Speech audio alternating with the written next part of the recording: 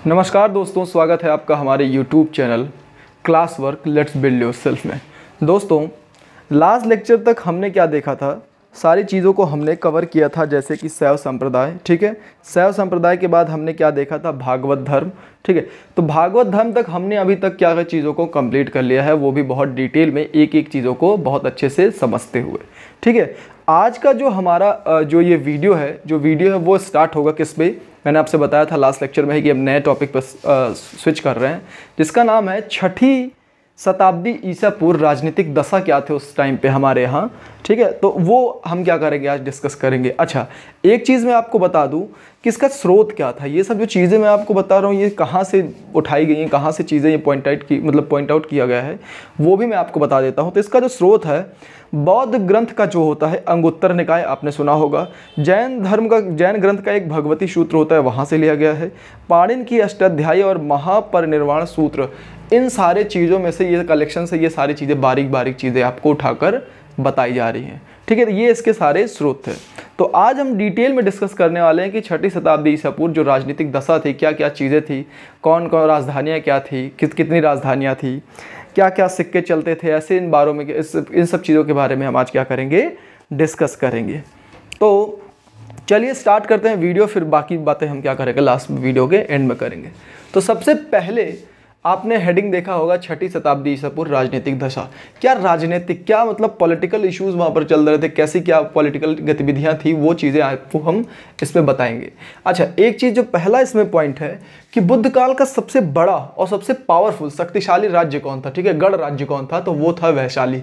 बहुत इंपॉर्टेंट है, ये 2-3 बार रिपीट हुआ एग्जाम में कि बुद्ध काल का सबसे बड़ा तथा पावरफुल क्या होता है, शक्तिशाली गणराज्य कौन था, तो वो था वैशाली। अच्छा, पुराणों के अनुसार जो मगध पर शासन करने वाला पहला शासक कौन था, पहला राजवंश कौन था, तो वो था बृहद्रथ वंश। ठीक है, बृहद्रथ वंश। ठीक है, तो पुराणों के अनुसार मगध पर शासन करने वाला पहला राजवंश कौन था, बृहद्रथ वंश। ठीक, पॉइंट नंबर तीसरा है कि बौद्ध ग्रंथों के अनुसार मगध का जो पहला प्रथम प्रतापी शासक, प्रतापी मतलब देखो इसमें ये ऐड क्यों किया गया प्रतापी शासक, क्योंकि हर राजवंश में क्या होता है ना, कई शासक होते हैं, कुछ अच्छे होते हैं, कुछ बुरे होते हैं। ठीक है ना, तो उनमें कुछ अच्छे पावरफुल होते हैं जिन्होंने कुछ अच्छे काम किए होते हैं, अच्छे रिफॉर्म्स लाए होते हैं, अच्छी अच्छी चीज़ों को उन्होंने क्या करता है इंप्लीमेंट किया होता है, जनता के भलाई के काम किए होते हैं, तो उनको क्या करते हैं कुछ हाईलाइट करके ही इतिहास दिखाता है। ठीक है, खैर, तो अब क्या है कि उसी में क्या है बताया गया है कि बौद्ध ग्रंथों के अनुसार, मतलब बौद्ध ग्रंथ में ना कोई राजा जो है ना उसको बहुत पावरफुल, मतलब बहुत ढांसू, मतलब उसको दिखाया कि बहुत एकदम अच्छा तगड़ा वाला मतलब ये राजा था। तो वो कौन था, बिम्बसार। बिम्बसार की अभी लेटेस्ट में एक साउथ मूवी भी आई है। ठीक है, उसको आप जरूर देखिएगा, आपको थोड़ा एंटरटेन होगा और आपको थोड़ा उसके बारे में जानकारी तो कुछ खैर नहीं मिलेगी, लेकिन ये है कि हो सकता है कुछ आपको थोड़ा बहुत तो पता ही चल जाएगा। तो आप उसमें क्या था, प्रतापी शासक कौन था बौद्ध धर्म के अनुसार, वो था बिम्बसार। अगला चीज़ है कि काशी का सबसे शक्तिशाली शासक, काशी एक जगह थी उस समय, प्रांत था, ठीक है, देश था, उस समय का सबसे पावरफुल सबसे शक्तिशाली शासक कौन था काशी का, तो वो कौन था, ब्रह्मदत्त था। ठीक है, अगला पॉइंट क्या था कि रामायण कालीन कौशल राज्य की राजधानी, कौशल राज्य की राजधानी रामायण कालीन में कौन सी थी, अयोध्या थी। ये भी क्या है ग्रंथों में बताया गया है। अच्छा, प्राचीन श्रावस्ती का नगर विन्यास कैसा था, नगर विन्यास का मतलब क्या होता है, वो नगर कैसे बसावट में कैसा था। ठीक है, उसको नगर विन्यास बोलते हैं। जैसे आपने हड़प्पा में देखा होगा, मैंने बताया था आयत त्रिभुजाकार बसावट थी, तो वैसे ही श्रावस्ती जो था, प्राचीन श्रावस्ती, उसकी बसावट कैसी थी, अर्धचंद्राकार। अर्धचंद्राकार मतलब क्या था, ऐसे कुछ थी। ठीक है, ऐसे बसावट थी। ठीक है, तो इसको बोलते हैं अर्धचंद्राकार, अर्धचंद्राकार इसकी बसावट थी। अच्छा, अगला जो टॉप पॉइंट है वो क्या है कि 2 राजधानी वाले महाजनपद, बहुत सारे ऐसे महाजनपद थे। ठीक है, जो बहुत महाजनपद थे जिनकी राजधानियाँ क्या थी, 2-2 थी। ठीक है, तो वो कभी कभी क्या होता है एग्जाम में पूछ लेते हैं कि भाई ये राजधानी क्या थी, ये दक्षिण की उत्तर, तो आप क्या होंगे, कंफ्यूज हो जाएंगे। इसलिए आप इस चीज़ को नोट डाउन कर सकते हैं, यहाँ पर आप देख सकते हैं। जैसा कि पहली जो राजधानी थी, जनपद था, उसकी राजधानी क्या थी, जैसे पहला कौशल था।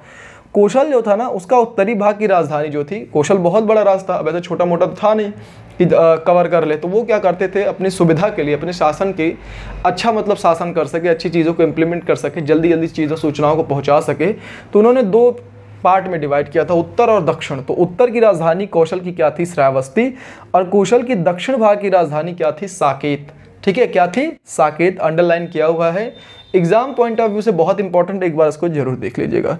फिर अगला जो है महाजनपद आता है मल्ल। मल्ल की दो क्या थी? राजधानियाँ थी, ठीक है। पहला था पावा और दूसरा था कुशीनगर, ठीक है। पावा और कुशीनगर, ये जरूर आप ध्यान में रखिएगा। अगला जो जनपद था महाजनपद वो था पांचाल।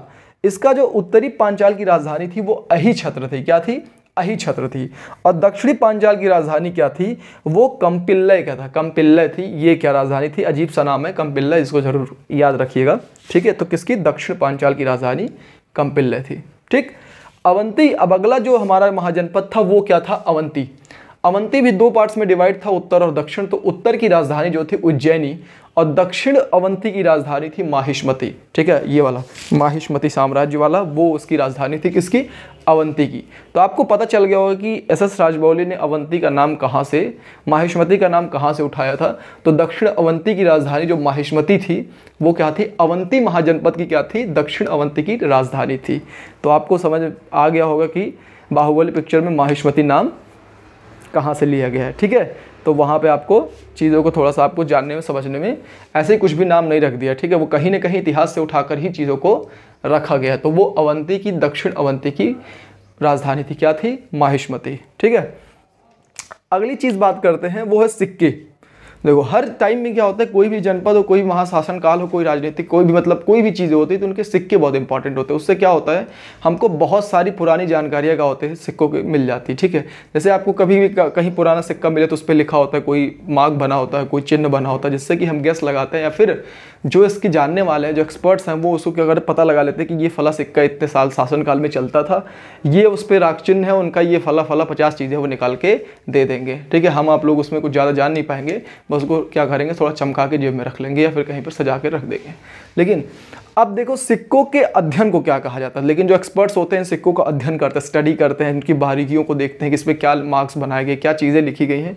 तो सिक्के के अध्ययन को क्या बोला जाता है? न्यूमिस्मेटिक्स। क्या बोलते हैं? न्यूमिस्मेटिक्स। बहुत ही इंपॉर्टेंट है, ये याद रखिएगा। ये पीसीएस में क्वेश्चन भी आया हुआ है, ठीक है। पीसीएस में क्वेश्चन पूछा गया है, एसएससी में तो पूछे ही ना, भर भर के क्वेश्चन ये आता रहता है कि सिक्कों का अध्ययन क्या होता है? न्यूमिस्मेटिक्स कहते हैं, ठीक है, ये याद रखिएगा। अच्छा, भारत के जो प्राचीनतम सिक्के हैं ना वो कब मिले हैं? तो छठी शताब्दी ईसा पूर्व और मौर्य काल के ना बीच में ना खूब प्राचीन सिक्के मिले हैं। सबसे ज़्यादा इसी काल के सिक्के हमारे पास अवेलेबल हैं, म्यूजियम वगैरह में रखे हैं।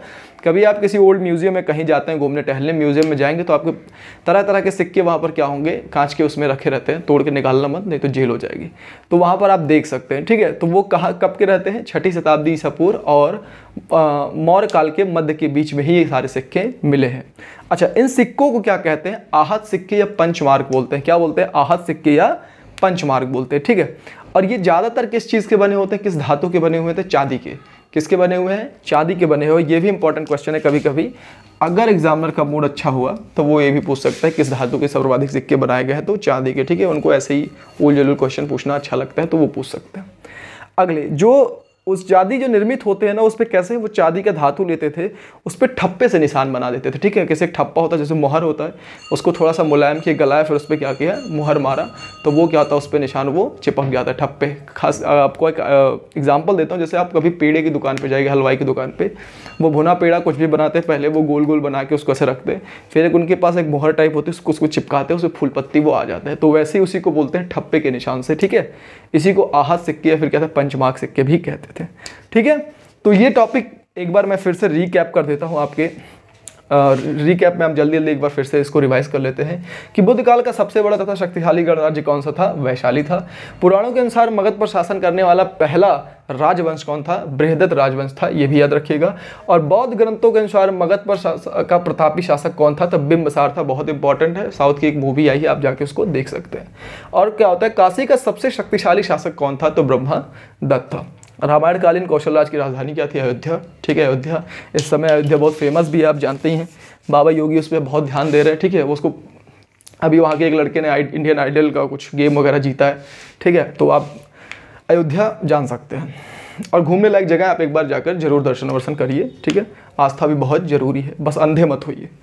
अगली चीज़, प्राचीन श्रावस्ती का नगर विन्यास क्या होता है, वो कैसा था, अर्धचंद्राकार, मतलब वो उसकी बसावट कैसे थी, ऐसे अर्धचंद्राकार में बसा हुआ था। ठीक है।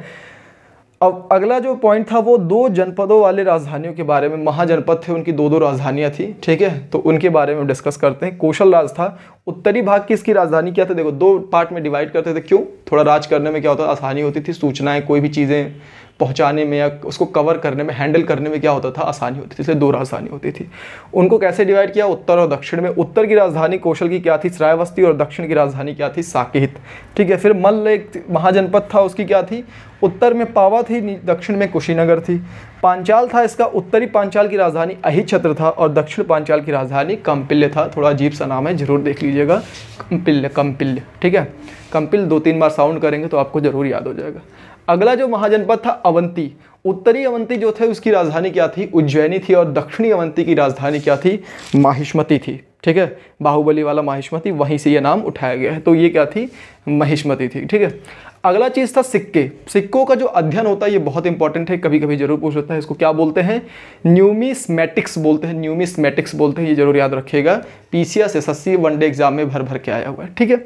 भारत के प्राचीनतम सिक्के कब कब के ज़्यादा मिले हुए हैं, तो 6ठी शताब्दी ईसा पूर्व और मौर्य काल के मध्य में क्या हुई, ये सिक्के ज़्यादा मिलेंगे। अच्छा, ये सिक्के क्या होते हैं, ये आहत सिक्के होते हैं, पंचमार्क सिक्के। किसके बने होते हैं, चांदी निर्मित होते हैं, और ये होता है ठप्पे से निशान इस पर बनाया गया। तो जैसे मैंने आपको एग्जांपल बताया, हलवाई की दुकान पे भुना पेड़ा कुछ भी बनता है, बर्फी, तो उस पर क्या करते हैं, वो पहले उसको गोल गोल करके बना लेते हैं, फिर एक उनके पास मार्क होता है, उस पर क्या करते हैं, ठप्पा मारते हैं, उसी से ठप्पे के निशान बन जाते हैं, फिर उस पर फूल पत्ती, अजगर, जो भी बनाना हो, सांप बिच्छू, वो बना देते हैं। ठीक है। तो आई होप ये वीडियो यहीं तक है। आई होप आपको ये वीडियो क्या हो, थोड़ा सा इन्फॉर्मेटिव या थोड़ा सा अच्छा लगा हो। अगर आपको अच्छा लगा हो तो ये सब्सक्राइब का बटन जो लाल से वाइट हो गया है, इसको क्या करिए, थोड़ा सा प्यार दीजिए, प्यार से सहला दीजिए, और साथ ही साथ जो हमारा बेल आइकन है उसको जरूर दबाइए और हमारी फैमिली का हिस्सा बनिए। और ऐसे ही आप क्या करिए, कोई भी तैयारी जो वनडे एग्जाम की है, ठीक है, एसएससी के सारे एग्जाम और टीचिंग लाइन के सारे वनडे एग्जाम सारे, और पीसीएस तक के, यूपीपीएससी तक, आप इस पे क्या कर सकते हैं, फ्री ऑफ कॉस्ट इस पे आप पढ़ सकते हैं। इस पे सारे वीडियोस ऐसे ही सीक्वेंस साइज आपको इस पे मिलते रहेंगे। ठीक है, और इस पे कोई चार्ज भी नहीं है, फ्री है, तो आप इसे देख भी सकते हैं। ठीक है, फिर आज के लिए इतना ही रखते हैं। नेक्स्ट वीडियो में फिर मिलते हैं आपसे हम एक एक क्या करेंगे। नेक्स्ट वीडियो में हम लोग जो अब साम्राज्य थे, ये तो हो गया सिक्के विक्के, फिर अब मगध साम्राज्य होगा, जितने साम्राज्य है, कितने वंश, तो उनको क्या करेंगे, एक एक वंश को क्या करेंगे, हम आराम से कवर करेंगे। एक एक वीडियो में एक एक वंश को क्या करेंगे, कवर करते हुए अपनी वीडियो में चलेंगे। ठीक है, तो नेक्स्ट वीडियो में मिलते हैं, परिवार का पोथी खोलते हैं। ठीक है, तब तक के लिए थैंक यू सो मच, और चैनल को सब्सक्राइब करना मत भूलना, और दोस्तों में शेयर जरूर करिए। थैंक यू सो मच, जय हिंद।